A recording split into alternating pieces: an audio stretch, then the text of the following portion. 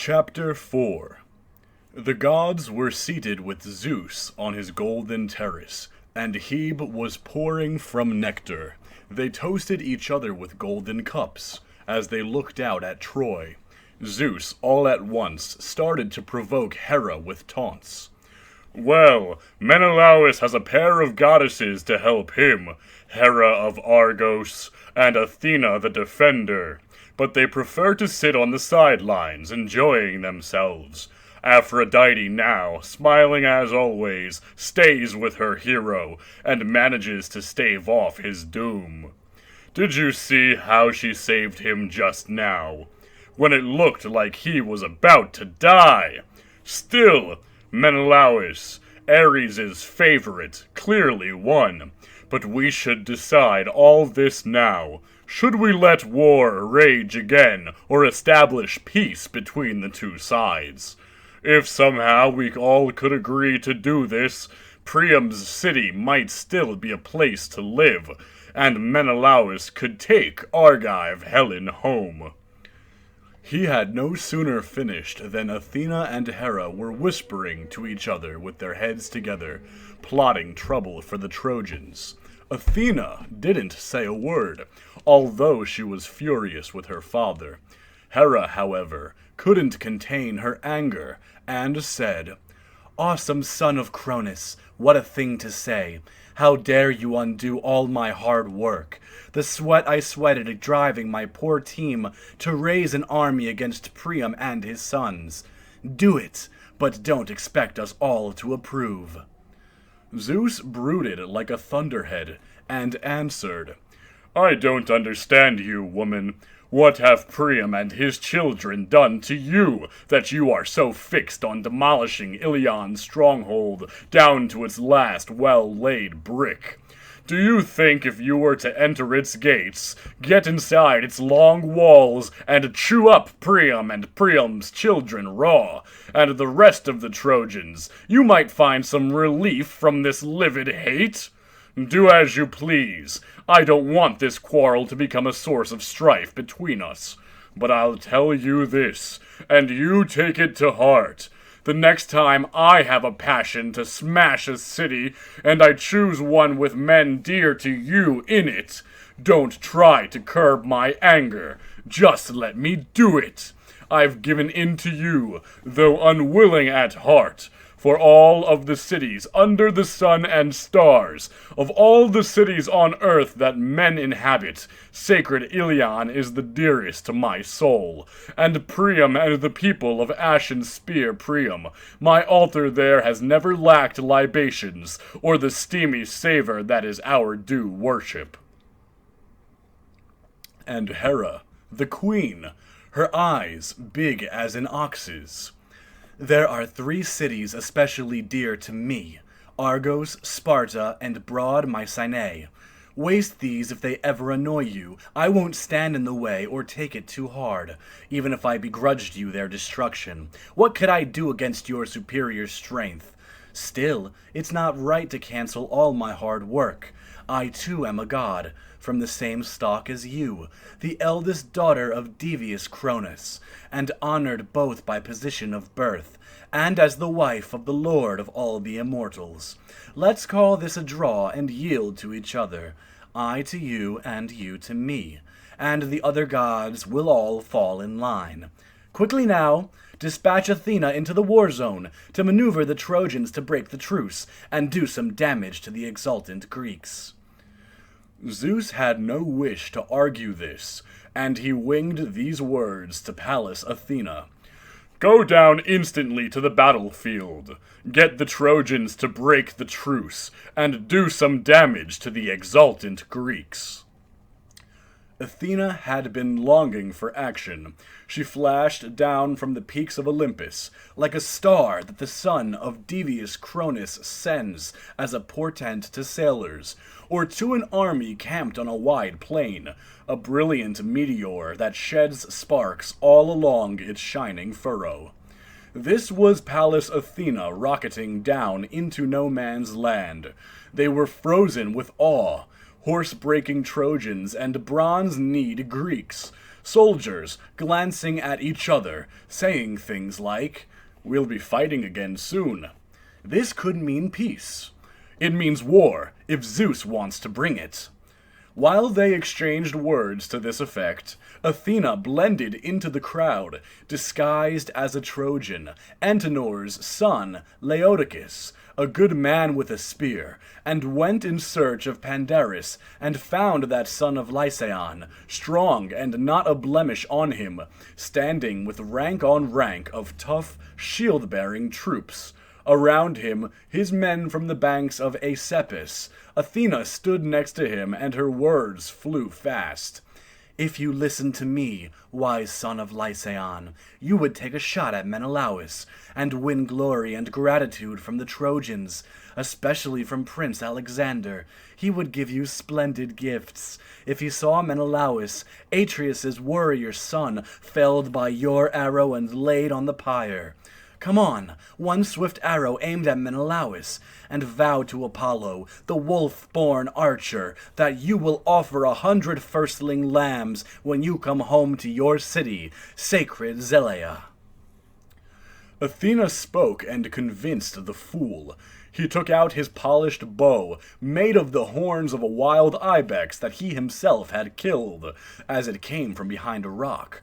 Waiting for it, he shot it in the chest, and it fell back in a cleft. The horns measured 16 palms from the head, and the worker in horn fitted them together, smoothed it all, and tipped it in gold. This was the bow he bent, bracing it carefully on the ground while his men concealed him, with shields, so the Greeks couldn't react, before Menelaus was hit. He took the lid from the quiver and drew out a feathered arrow, barbed with black pain, that had never been shot. He fit the bitter arrow quickly to the string, and vowed to Apollo, the wolf-born archer, he would offer 100 firstling lambs when he came back to his city, sacred Zelea. He drew back the notched arrow until the string reached his nipple, and the iron arrowhead, the bow, which bent until it arched into a circle, then snapped back twanging, and the string hummed as the arrow needled over the crowded plain. But the gods were watching you, Menelaus, yes, and especially Athena, who stretched out her immortal hand and whisked the arrow away from your bare flesh as lightly as a mother sweeps a fly from her sleeping child. The goddess redirected the arrow to the golden clasps of your belt, where the corselet had an extra fold. The bitter arrow hit the buckled belt, and drove right through its rich design, and pierced the filigreed corselet, and penetrated even the kilt piece beneath that he wore as proof against javelins. The arrow's tip just grazed the human skin, and dark blood started to flow from the wound. In Maeonia and Caria, women stain ivory with scarlet, to be cheek pieces for horses. Such a piece will lie in a treasure chamber, and though many horsemen pray to use it as an ornament for the horse and glory for the driver, it lies there as a king's prize. That, Menelaus, was how your thighs were stained with blood, and how your shins and ankles beneath. The warlord Agamemnon went numb when he saw black blood flowing from the wound, as did Menelaus himself, whom Ares loved. But when he saw that the ferrule and barbs had not gone in, he breathed easier and revived Agamemnon, though was still groaning deeply, holding Menelaus's hand, and his comrades added their groans. Agamemnon spoke for them all. "Dear brother, my oath was your death, setting you up to fight the Trojans for us, and now they've trampled their oath and hit you.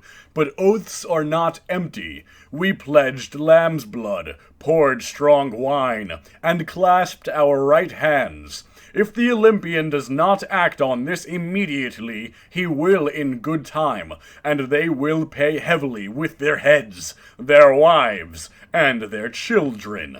Deep down inside, I know this for sure. There will come a day when holy Troy will perish, and Priam and the people under Priam's ashen spear. Zeus himself, throned in heaven on high, will shake his dark aegis all over them. In his wrath for this treachery, this shall be done. But dreadful grief will be mine if you die, Menelaus, and meet your destiny now. I will return to Argos in utter disgrace, for the Greeks will turn their minds homeward now, and will leave Priam and the Trojans to boast they have Argive Helen. And your bones will rot as you lie in Trojan soil, your work unfinished. And some arrogant Trojan will say as he heaps onto the barrows of glorious Menelaus, so much for the wrath of Agamemnon, who led the Greek army here for nothing, and has now gone home to his native land with empty ships and without good Menelaus. And on that day may the earth gape open for me. And Menelaus, cheering him up. It's all right. Don't frighten the others. The arrow didn't hit a fatal spot. My belt stopped it before it got in very far. That and the banded kilt piece the bronzesmiths made. And Lord Agamemnon's response.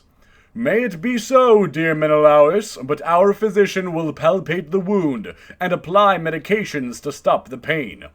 And he said to Talthybius, the godlike herald, Talthybius, call Machaon here on the double, Asclepius' son, our faultless physician, to see Menelaus.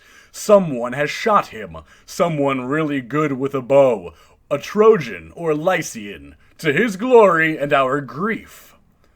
Following his orders, the herald went through the welter of Greek bronze, looking for Machaon, and spotted him standing in the midst of his men, tough, shield-bearing troops from Tricca's pastures. He came up to them and spoke winged words. Son of Asclepius, Lord Agamemnon calls you to see Menelaus. Someone has shot him. Someone really good with a bow, a Trojan or Lycian, to his glory and our grief. Machaon's heart was pounding as he made his way across the crowded sand and through the troops until he came to where Menelaus lay wounded. All the army's best gathered around him in a circle, into which he stepped like a god, and quickly drew the arrow from the clasped belt. As it came out, the barbs were broken backward. Then he undid the metallic belt, and, beneath it, the band with the beaten bronze kilt piece. When he saw the wound the arrow had made, he sucked out the blood and smeared on soothing ointments Chiron had given his father. While they were attending to Menelaus, the Trojans came on under their shields, as the Greeks strapped on their gear, and reminded themselves of the joys of war. Agamemnon swung into action. You could not have detected in him then any tendency toward sloth or cowardice. He left his bronze filigreed chariot with his squire, Eurymedon, who held the snorting horses off to the side, and charged him to have them ready, should he become fatigued. Then he set out on foot to tour the ranks of his army. He had 2 set speeches. When he saw men eager to fight, he used encouraging words. Soldiers of Greece, keep up your fighting spirit. Father Zeus will not aid Trojan perjury.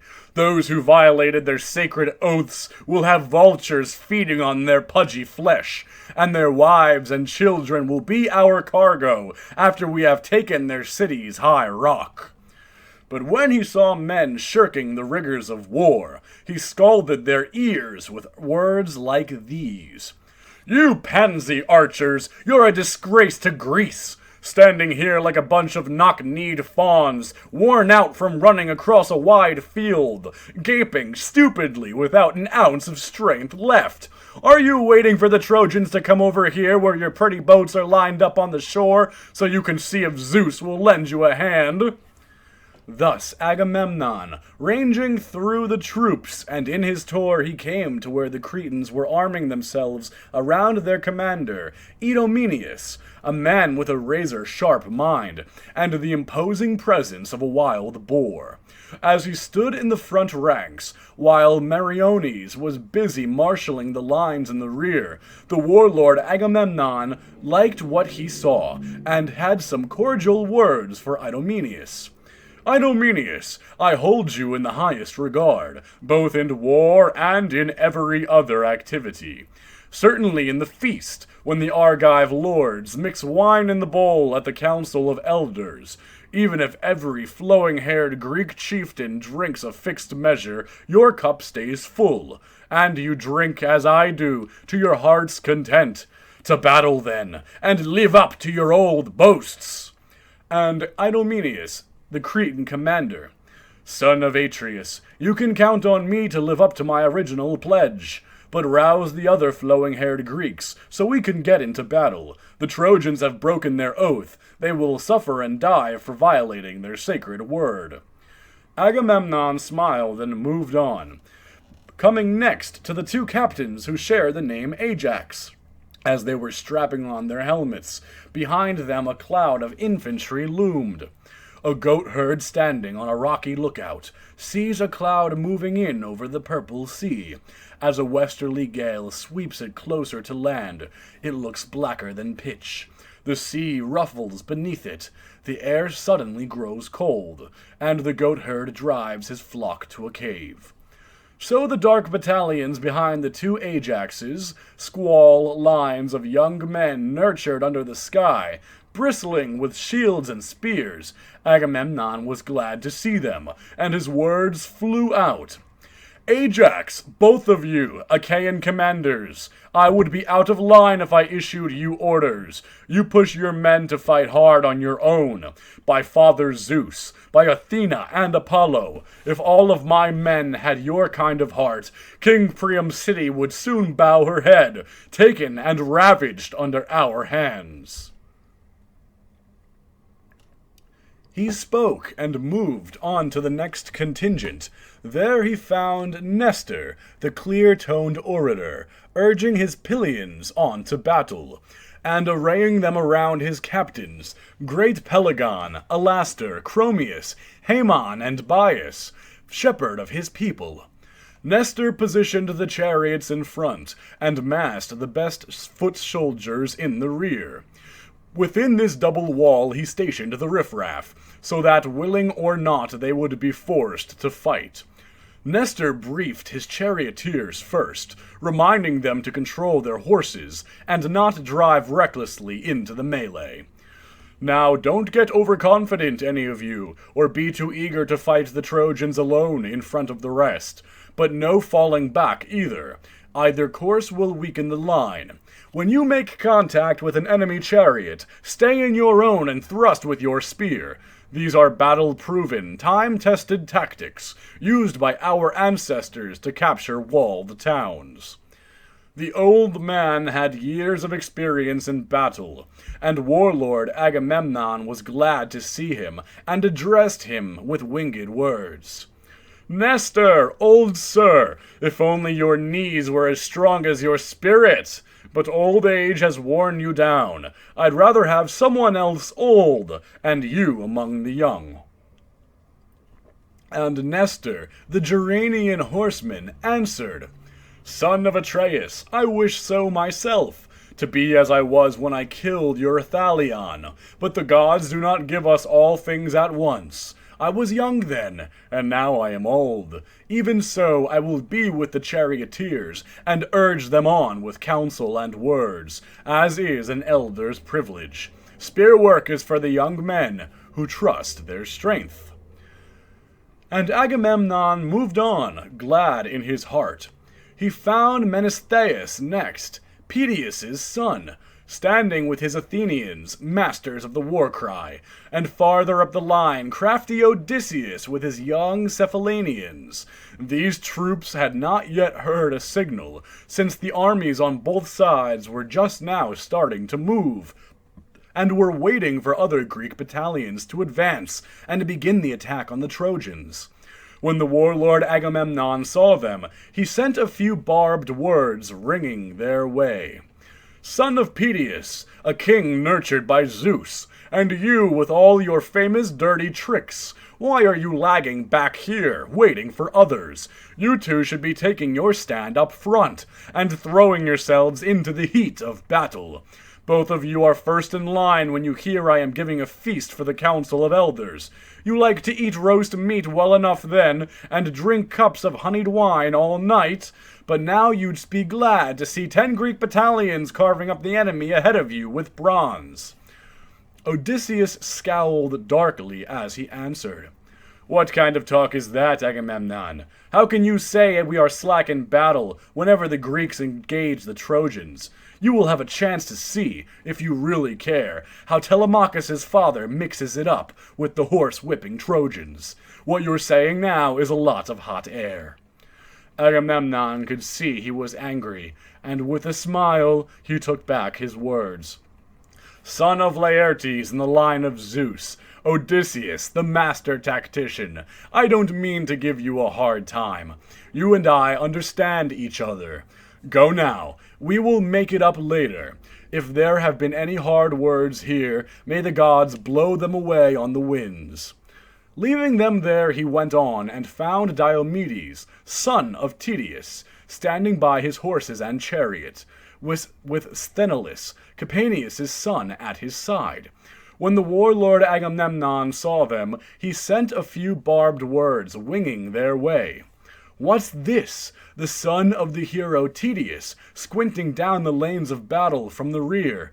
It wasn't like Tydeus to cower like this. He fought the enemy out front with his friends, and those who saw him in action say, I never saw him myself, but they say he was the best.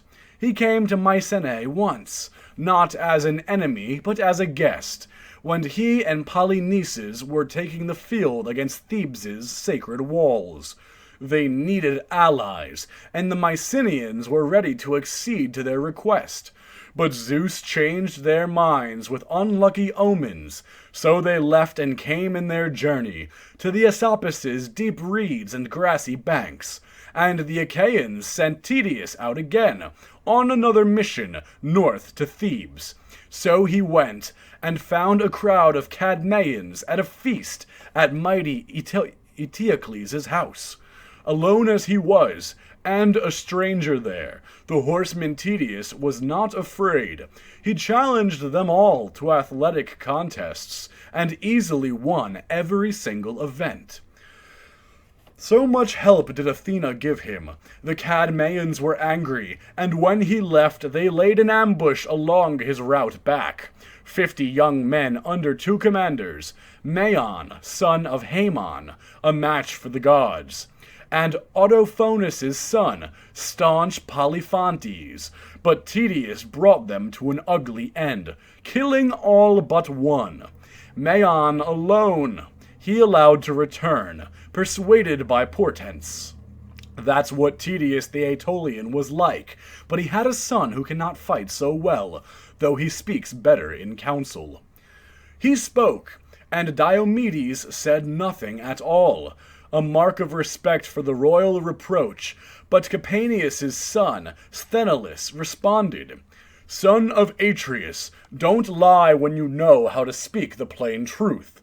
We are proud that we are better than our fathers. We took Thebes with its 7 gates, a lesser army against a stronger wall, trusting in the gods.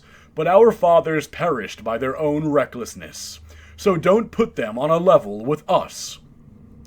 Diomedes frowned at this and said, Take it easy there and listen to me. I don't hold anything against Agamemnon for getting the troops into gear. After all, he has more at stake here, greater glory if the Greeks win and capture Ilion, and greater grief if the Greeks are defeated. Let's you and I just keep our minds on fighting. And he jumped down from his chariot in full metal. The clang of bronze on his chest as he moved out would have unnerved anyone. A swollen wave pushed by the west wind. moves closer and closer to a thundering beach. It crests in deep water and then breaks onto the shore with a huge roar and curls over and around the jutting rocks in a spray of brine. So too wave after wave of Greek battalions moving into combat. The captains issued commands. The rest marched on in such an eerie silence you would have said that not a soldier in the army had a voice. But in fact, the silence was terror of their commanders, and only the mute glow from their detailed weaponry signaled their advance. Not so with the Trojan army. More ewes than anyone could ever count are penned in the court of a man of means, waiting to give their white milk and bleating incessantly when they hear the lambs. Thus the clamor from the immense Trojan muster, not one voice, one language, but a cacophony of tongues from different lands. Behind them, Ares, as behind the Greeks, the goddess Athena with sea-gray eyes, and on both sides terror and panic, and Ares' murderous sister, Eris, small when her crest first appears, but so ravenous and relentless in her ways that she soon thrusts her head into the sky, even while she keeps her feet on the earth. This horror now infused equal parts of strife into both armies as she patrolled their ranks, swelling the volume of human suffering. When the two sides closed with each other, they slammed together shields and spears, rawhide ovals pressed close, bronze thoraxes grinding against each other amid the groans and exultations of men being slain, and of those slaying as the earth ran with blood. Swollen winter's torrents flow together, where two valleys meet. The heavy water from both streams joins in a gorge, and far off in the mountains a shepherd hears a single, distant roar. Equally indistinguishable the shrieking of these warriors laboring in union. Antilochus drew first blood, killing Achilles, one of Troy's best. The quick thrust of Antilochus's spear glanced off the rim of his plumed helmet, but the bronze point pegged his forehead and bored through the bone. Darkness enveloped him as he fell like a wall. As he went down, Elephenor, the Abantes' captain, grabbed him by the feet and tried to drag him quickly out of range to strip the armor.